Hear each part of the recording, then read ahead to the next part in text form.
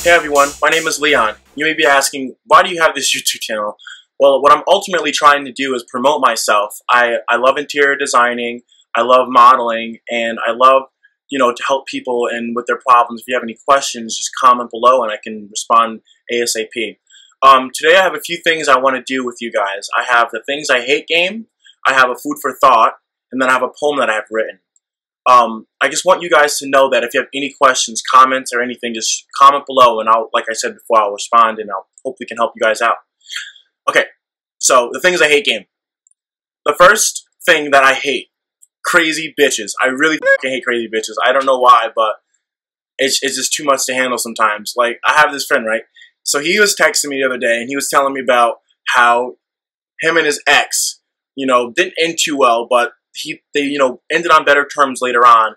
And then I guess he recently texted his ex and then found out something about his ex, but then got pissed off. So he didn't decide to just, block him, delete him like a normal person would do. You know what he did? He went the extra mile. He did something very crazy. He pooped, or I don't know if it was his poop or his dog's poop or whoever's poop it was, but he took the poop and he smeared it on his friend's door handle. When his ex went to go and touch the door handle, he got shit on his hand. Crazy bitches. Thing I hate. Judgmental bitches. They look at somebody and like, they start thinking all these crazy thoughts. They start thinking, oh, that person's this or that. Stop judging people. Stop it. Get to know them, because you'll find out, wow, they're not what I thought. And then, you end up liking the person. So I do not like judgmental people. I'm going to give you a little story and a little background on why I don't like that. This story maybe has a reason to be judged, but again, don't judge me. So the other day I was using the bathroom, and as I'm using the bathroom, I'm flipping through my phone, and I look at my friend's Facebook, and I come across this picture, and it said The Wave. And it was like this new iOS update, and it looked so legit. It had all of these facts and all these specs and all this other, geeky information. So I'm thinking like, wow, I need The Wave. So I start reading more up on it, and it starts saying how, you can charge your phone in the microwave. I know, it may sound crazy and stupid, but I'm reading it, and sometimes we get a little desperate to charge our phones. We lose our chargers, we break our chargers, and we're trying to find creative ways to charge our phone. So I'm looking and reading on it more, and as I'm looking at it, it says that, you can charge your phone using, wave activities or wavelengths and all this other stuff.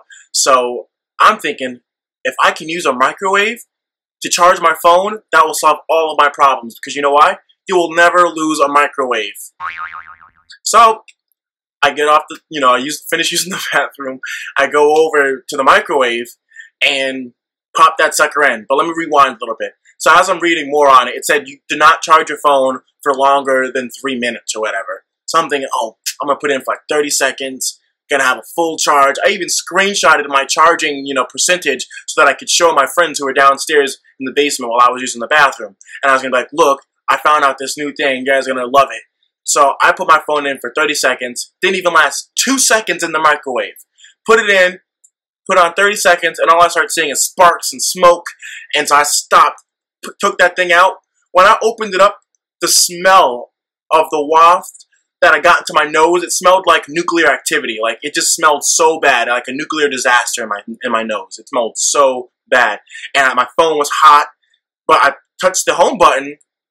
It was still working, thank God, but it didn't hold the charge, didn't charge it, and now I look like an idiot. But again, don't judge me, because you know what? If you look on Google on the internet, there are so many other people who did it. The thing that I hate is getting your hopes up. I don't know how many times we all have gotten our hopes up and we tell other people, oh no, I don't expect anything. I'm going through this situation, not thinking about anything, just hoping for the best and whatnot. But no, we all expect something. We all expect, someone to go above and beyond for us, and we get our hopes up, and then we crash and burn. Okay, so I'm gonna give you a little background again on that I got my hopes up. So this actually involves my ex. One time he texted me or called me. He was like, hey, when you come up today, I want to take you out to dinner. So I'm thinking, I get all excited, because anytime we drove, he's like, oh, I want to take you to this restaurant. I want to take you to that restaurant. And I'm like, okay, well, I can't wait to go. I'm so excited, right? So I'm all excited. I get dressed, got in my car, I'm driving over there, I'm all excited. He's like, I got a surprise for you, I'm taking you out to dinner. So I get there, it's like dark out, I pull in his backyard, and mind you, his deck is huge. It's like a beautiful deck, the way he like put all the lights on it and stuff. So that's what he normally had there, but he doesn't always turn those lights on and stuff, so like, it's not always romantic. So I pull back there and I see the lights on, so I'm thinking, oh my gosh, he's just taking me out to dinner. What if he made dinner? What if these lights are on because he has like it all set up in the back? Like, I'm like so excited, like I'm just getting my hopes up. So I get out of my car, I go to the back, and I just see all the lights on, and he's sitting over in this little like bench area thing that he has on his deck, and he looks so cute. He's got like his shirt on, like he just looks A1. And so I start walking over. I don't see any food, the lights are on, but it doesn't matter. It's still amazing, like it's still cute. So we go over, I sit down, like, so that's one thing that was already crashed and burned, is that I thought he made dinner for me on the deck with the lights on and all these other romantic things. But it was still cute, don't get me wrong. So I go over, sit next to him, we start talking, and then he tells me, oh, so I got some clothes for you too. I bought outfits for you and outfits for me. So I'm like, oh my god, that is so cute. So he runs inside and gets it, and he's like, so I got this shirt, and I got this shirt, these shorts, and these shorts. And I'm like, oh, look, I love those. Those are so cute. Okay, I'm like, so where's my outfit? He's like, your outfit? No, we're gonna share these. So I'm like, how are we gonna share these? Like, I thought you said you got me an outfit. Again, I may sound like a spoiled bitch or like a rotten asshole, but like I promise you, like, I was not having a good day, number one, and number two, I talked to myself in my mind, and I was like, you know what? Don't be like that. Like, it's still cute. It was a thought that mattered. So I ultimately talked myself into being more respectful about it. And I was like, oh, I'll wear these eventually. So that's number two of being crashed and burned and getting your hopes up. So then later on, we start hanging out and whatnot, and then he's like, let's go to dinner. So I'm thinking, okay, this is gonna be it. This is it. Like, he's taking me to, because I really wanted to go to this Chinese food place. Like, honestly, I should have been born Chinese. I absolutely love Chinese food. Like, that is the way to my heart, is Chinese food. Bottom line. He starts to drive me towards the place that I really wanted to go to, which was this Chinese food place. And so as we get close, but it's like a restaurant. It's not like some cheap, like, takeout. Like, I'm not that basic. Like, let's be honest.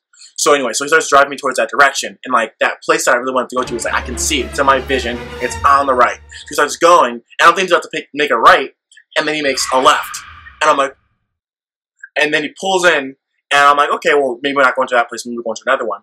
Pulls in, and it's Chipotle.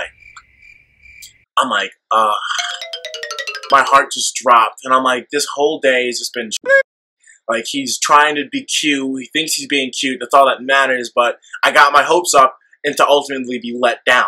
So we all have to stop getting our hopes up for things. We have to just live in the moment, and whatever happens, enjoy that, because you know what? We're all blessed, and we have a lot of things that could be going on in our lives, such as like the kids in Syria who are struggling to just make it day by day. We have to all realize how blessed we are and enjoy and appreciate every moment we are given, because we don't know when it's going to be our last. So no matter what it is, stop getting your hopes up, including myself, and just live life to the fullest, and to live like tomorrow isn't promised, because it may not be. So, now, time for food for thought. Okay, I don't know if you guys know this, but I'm gay. I want you guys to know that this food for thought pretty much specifically targets the gay culture. I read this article the other day, and it really spoke to me. It was about how, people who are gay in the gay community, there's not really any person to learn from. Like in the straight culture, like it's Beyonce and Jay-Z, like that's the couple that everybody wants to be. Like they want to be Hova and Bey. But like in the gay community, who is there? I'm waiting. Who is there? We may think of a couple people, from the guy from How I Met Your Mother, Ellen, and her wife. You may think of whoever that's gay, but honestly, like, those people are like minuscule to how many people look up to in the straight culture. Why in the gay culture do we not have any role models? We don't have any people to learn from. Why don't we have anyone to learn from? I feel like when I was reading this article, it really spoke to me like so deeply. And pretty much what it said was, why in the gay culture don't we ever grow up? Why do people who are older, go out to the bars all the time? And granted, I love going to clubs. I love going to the bars. I love having a great time. And I love all ages that are there. But the amount of ages of people that go to these clubs that are older outweigh the people who are in the straight culture go to clubs and are, growing up. Pretty much this syndrome and this diagnosis is called the Peter Pan syndrome. Pretty much, why don't people grow up who are in the gay culture? Why do in the gay culture, when you get older, why do we fear that? Why do we fear not growing up? Pretty much, why do we fear not going to the bars and getting gray hairs and all those other things? Why do we fear having kids and having a family? I don't know why. I really don't know why. But then it also started to talk about why in the gay culture, when a person is younger and then a person is older, why do the old people chase the younger people?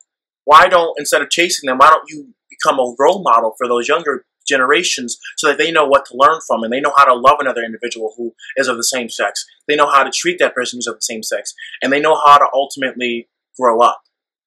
So that's my little food for thought for the gay community, and which I absolutely love and I'm actually a part of. So think about that. Lastly, I would like to read you my poem that I wrote. But before I read it, I want you guys to hopefully love my poem. And if you do like it, please comment whatever you think about it, whatever emotions or feelings you get. And I want you to share this video and subscribe. Thank you so much. All right, so I'm going to leave you with this poem. Your heart is louder than your mind. Your love lost was your best find. But can you rediscover what has been covered? It may be too late. The heavens may have closed the gates. Will you sit alone for dinner? Who will you ask? Can you pass the plates? Why do we fear loneliness? We oversearch. Looking for a spouse, we do our research. Trying to control things that are out of our control. You feel like a troll-like bowl, and stress and depression starts to take a toll. It feels like it will never go away, a permanent mole. It's malicious. It's not good. It's the opposite of delicious. It's horrific. And all you want is to feel terrific. All you're looking for is a sign. Are you making the right decision? Wet, blurry vision, frantic tears you haven't seen in years begin to appear. Despair, disappear. You have faith and hope, not even a pope could cope. Aloof from the world, you further distance yourself to become closer to self. You gain the courage to climb the top of the shelf. Quicker, wittier, neater. Welcome back, says the greeter. Thank you so much. So if you like that poem, please comment, share, and subscribe. Also, I have an Instagram. It is Leon_Gordon_.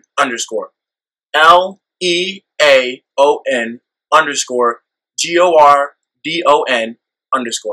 Thank you so much.